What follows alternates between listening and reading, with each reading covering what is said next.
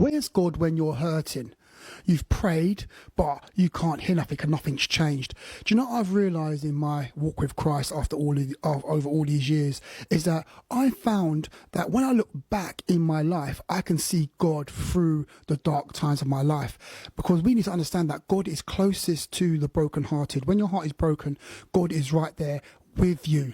Because you're in that pain, you may not be able to sense or see or feel or perceive God, but God is there.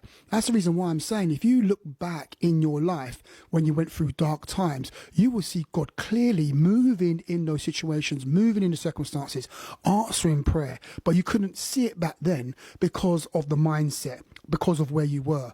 But when in the future, if you look at your testimony or look at how God delivered you, you will see that God was present, that God was all over the situation, that God was sorting things out. That's why the Bible says that in the book of Revelation, that they overcame the devil with the blood of the Lamb and with the word of their testimony. So your testimony is very powerful when you testify of the goodness and the good works of God. So for me, whenever I'm going through a situation or a circumstance today, even though I may not see God, I may not perceive God, or something like that may happen, I know that God is there 100%.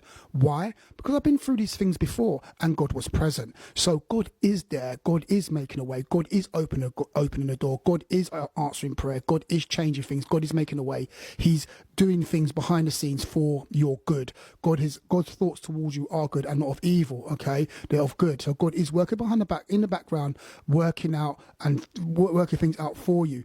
But to get strengthened in this situation, let's look back in your life and see where God delivered you out of the same situation or a like situation back in the past, and draw strength from that.